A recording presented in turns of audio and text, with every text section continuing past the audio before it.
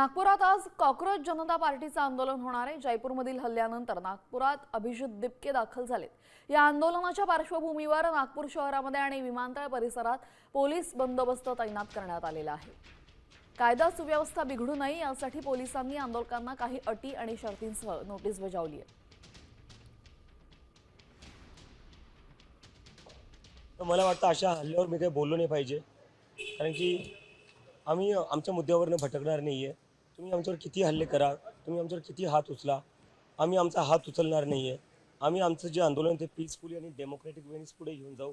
अशा 1 करोडपेक्षा जास्त स्टुडंटसोबत कुठे ना कुठे अन्याय झालेला आहे आणि त्याची जिम्मेदारी कुठे ना कुठे धर्मेंद्र प्रधान यांना घ्यावं लागेल। तर तुम्ही आमच्यावर कितीही हमले करा, तुम्ही आमच्यावर कितीही अटॅक करा, आम्ही राजीनामा त्यांचा मागूच आणि आम्ही मागे सरकणार नाही जोपर्यंत आम्हाला राजीनामा भेटला। दरम्यान या परिस्थितीचा आढावा घेतलेला आहे आमचे प्रतिनिधी पराग ढोबळे यांनी। पाहूयात। जनता पार्टीचे अभिजित दिपके जे आहे ते नागपुरात दाखल झालेले आहे आणि त्यांच्याच खरं तर आज जो आंदोलन होणार आहे त्यासाठी मोठा पोलीस बंदोबस्त जो पाहायला मिळते आहे।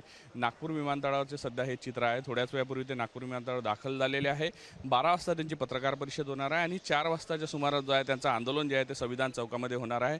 काल झालेला हल्ला आमच्यावर होत राहिले तरी आम्ही मागे हटणार नाही, आम्ही राजीनामा मागूच, अशा पद्धतीची भूमिका जी आहे ती अभिजित दिपके यांनी माध्यमांशी बोलताना मांडलेली आहे आणि आणखी आंदोलन अधिक तीव्र करू अशा पद्धतीचाही दावा जो त्यांनी केलेला आहे आणि अशा आंदोलनांना मी भीक घालत नाही असंही त्यांनी बोलताना सांगितलेलं आहे। व्हिडिओ जर्नलिस्ट सौरभ बोलेसह पराग ढोबळे, साम टीव्ही न्यूज, नागपूर।